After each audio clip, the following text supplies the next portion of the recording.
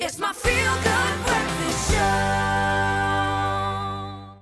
Indeed, so wherever you may be headed to this morning, I think there's nothing worse than getting stuck in traffic, right? Oh man, are we speaking to the Josie commuters? It's the worst. Especially, yeah. And exactly, and with 22% of cars on the roads and of course an 80% hike in the price of petrol in the past 5 years, there's so much stress going on the road. That's why there's so much road rage. People just are so annoyed. But now one of the key facets of Sustainability Week is of course transport, and one solution of making transport more sustainable is of course doing something like carpooling or bike sharing, which is becoming very popular. Yeah, and thankfully so, because it's always been a foreign concept here in South Africa. Everyone wants their own car. Now, if you prefer to ride a bike, bike sharing is said to be the next evolution in public transport in South Africa.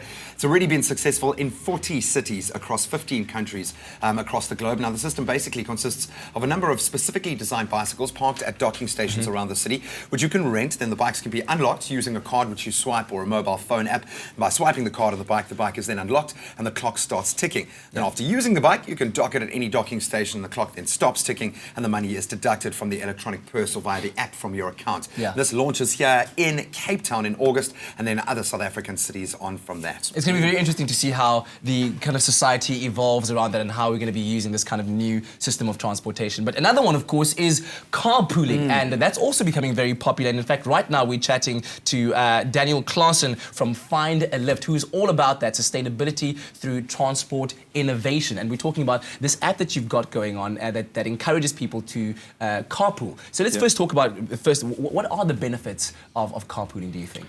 The most significant benefit of carpooling would be the financial cost savings. So if you share about 100 kilometers, you can bank around 70 Rand. If you take into consideration the fuel you save and the wear and tear that you save on your car. Secondly would be the bit that you're doing to the environment or for the environment. If we share 3,500 kilometers, we're planting a tree. So for every 3,500 we share, we plant a tree.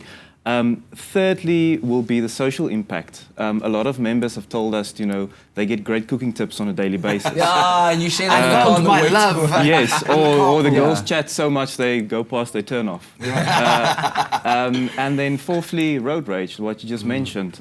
If you can take turns driving, it'll reduce the stress of driving. And it is a real thing. I know we knock road rage, but it is a very real psychological impact. Are we able to find someone to carpool with you at 5 this morning to come into studio?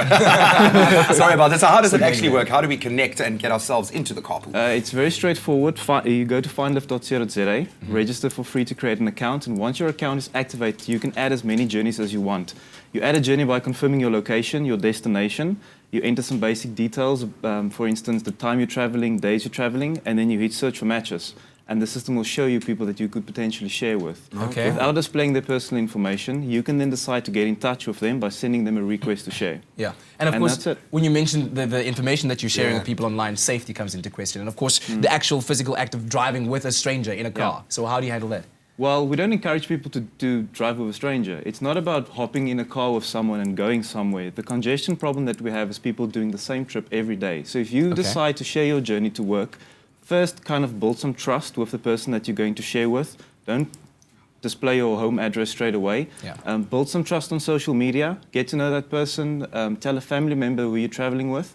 And, once you get to know someone, you're not sharing with a stranger anymore. Okay, so this really is a socially driven app, Sounds like a very good idea to avoid the road rage out there. So get involved in carpooling this week to help to decongest our roads out there and maybe just stress you a little bit less while you're on there, while you're saving money as well. And you might even make a couple of new friends, pick up some new recipes, that kind of stuff.